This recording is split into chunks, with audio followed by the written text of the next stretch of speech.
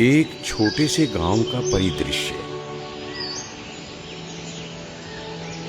गांव से लगा छोटा सा जंगल,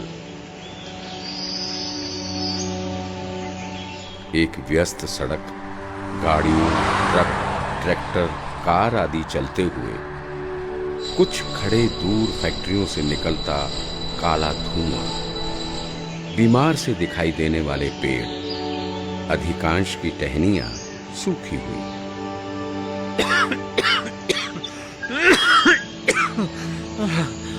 हाय, ये प्रदूषण, हे भगवान!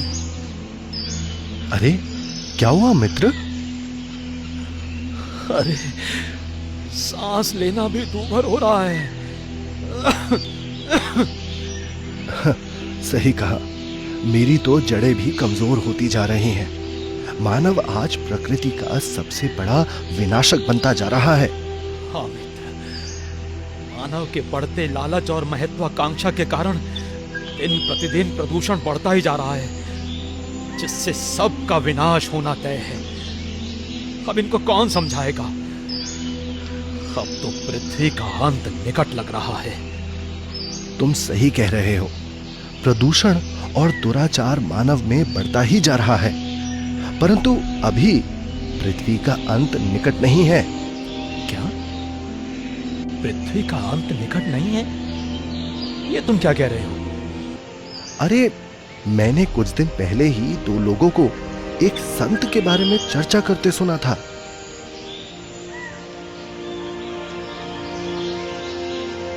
दोस्त, पता है, हमारे गुरुजी अपनी आध्यात्मिक शक्ति से मानव के मन को पवित्र और धरती को स्वर्ग बना रहे हैं। अच्छा? हाँ, बिल्कुल। वो संत अपने तत्व ज्ञान से मानव के मन को निर्मल और स्वच्छ कर रहे हैं। साथ ही साथ वो धर्म ज्ञान का आयोजन कर पृथ्वी के वातावरण को शुद्ध कर रहे हैं। उनके तत्व ज्ञान से मानव में सोई मानवता पुनः जागृत होगी, जिससे व्याभिचार और विनाश रुक जाएगा। रहने दो, आज के कलयुग में ऐसा बिल्कुल भी संभव नहीं है। पहले भी कई संत महात्मा यहाँ धर्म यज्ञ करके चले गए, लेकिन हमें उनसे उल्टा नुकसान ही हुआ। सैकड़ों पेड़ों को हवन में अपनी बलि देनी पड़ी। हवन से होने वाले धुएं से सारा वातावरण जहरीला बन गया। ओम श्री वरप्रदाय श्री नमः स्वाहा। तुम विश्वास रखो, मैंने सुना है कि संत रामपाल जी महाराज के धर्म यज्ञ में लकड़ियों से हवन नहीं किया जाता, जिससे जंगल का कोई नुकसान नहीं होता। अरे देखो, उसी तत्वदर्शी संत के अनुयायी अपने गुरु के सानिध्य में धर्म यज्ञ का आयोजन कर रहे हैं। अब तुम्हें जरूर विश्वास होगा। परमात्मा कबीर जी ने 600 वर्ष पहले अपनी वाणी में लिख रखा है कि धर्मदास, एक समय आएगा कलयुग में, पूरे विश्व में मेरी ही पूजा होया करेगी। ये 500 यज्ञ अब यहाँ सतलोक आश्रम बरवाला में है, इस पृथ्वी पर और है नहीं कहीं पर भी। एक यज्ञ है धर्म की, दूसरी यज्ञ है ध्यान, और तीसरी यज्ञ हवन की, चौथी यज्ञ प्रणाम, और पांचवी यज्ञ है ज्ञान की। एक यज्ञ है धर्म की, जैसे यहाँ भंडारा चलता है दिन और रात, कभी भी पुण्यात्मा देर सवेर कभी आ जाते हैं, उनको हर समय आहार उपलब्ध होगा, भोजन तैयार मिलेगा। ये धर्म यज्ञ है। और दूसरी यज्ञ है ध्यान। यहाँ आने वाले पुण्यात्मा को परमात्मा का ही चिंतन ध्यान रहेगा। सत्संग सुनेगा तो भगवान का चर्चा, बैठ कर बतलावेंगे आपस में भगत जन, अपनी अपनी उपलब्धि और ज्ञान सुनाएंगे तो भी चिंतन भगवान का, ध्यान भगवान का, मेडिटेशन भगवान का। हमने ध्यान को मेडिटेशन मान लिया। मेडिटेशन मीन्स हठ योग। ध्यान का अर्थ होता है भगवान की भूल ना पड़े। हमारा वो मेडिटेशन है, वो ध्यान है। तीसरी यज्ञ है हवन की। अब यहाँ पर ये ज्योति जल रही है परमात्मा की। अब जैसे वेदों में ऐसा नहीं है कि बठवाड़ा लकड़ गिर जो उसमें सुबह सुबह करें, चम्मच ठोक ठोक के हवन का अर्थ है घी प्रज्वलित कर देना, देसी घी का या भैंस का। उससे जो प्रतिक्रिया एटमॉस्फेयर में होती है वो होगी ही होगी। अब परमात्मा ने एक सिंपल वे निकाला। एक रुई, एक 100 ग्राम रुई, गणित 200 ग्राम रुई से आप चाहे 2 क्विंटल घी सवा कर लो, और यदि लकड़ियों में डालोगे तो उसमें मनमाने 20 किलो लकड़ियों में काम बने, तो 20 किलो लकड़ी जड़ेंगी, उनसे कार्बन डाइऑक्साइड अधिक हुआ।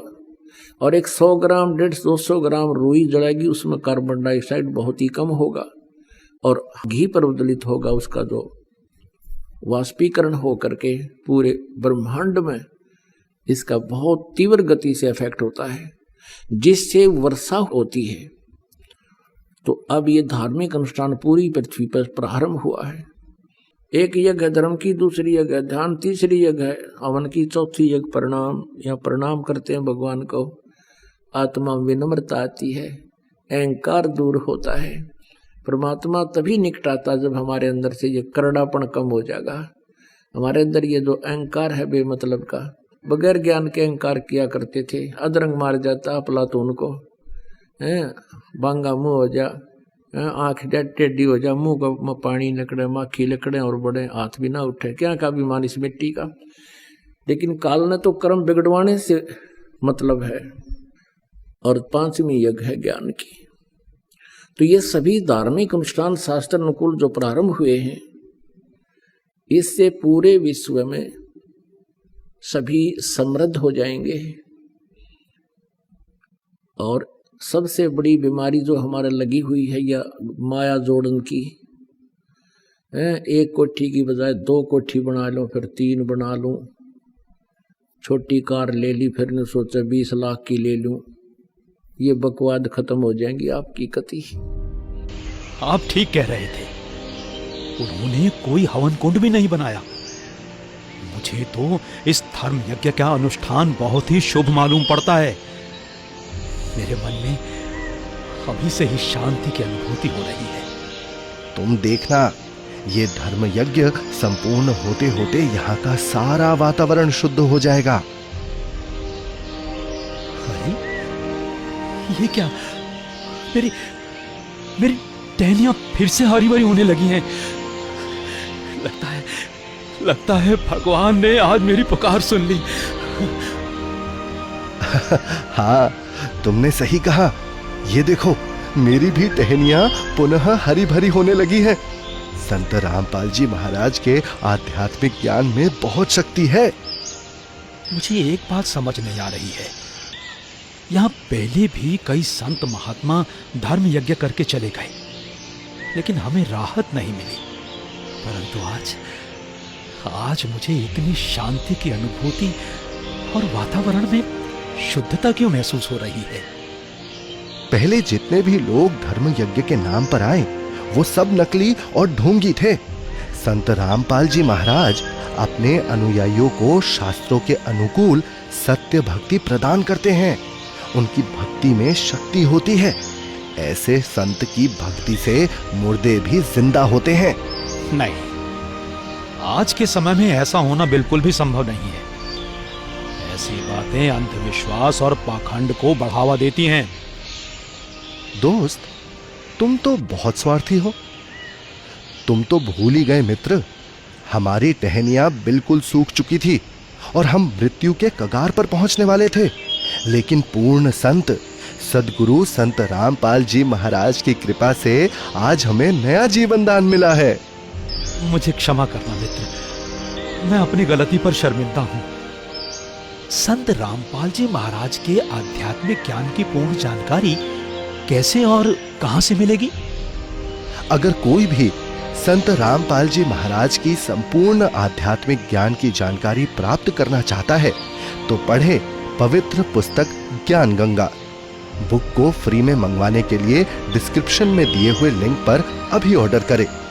आज ही प्ले स्टोर से डाउनलोड करें संत रामपाल जी महाराज ऐप।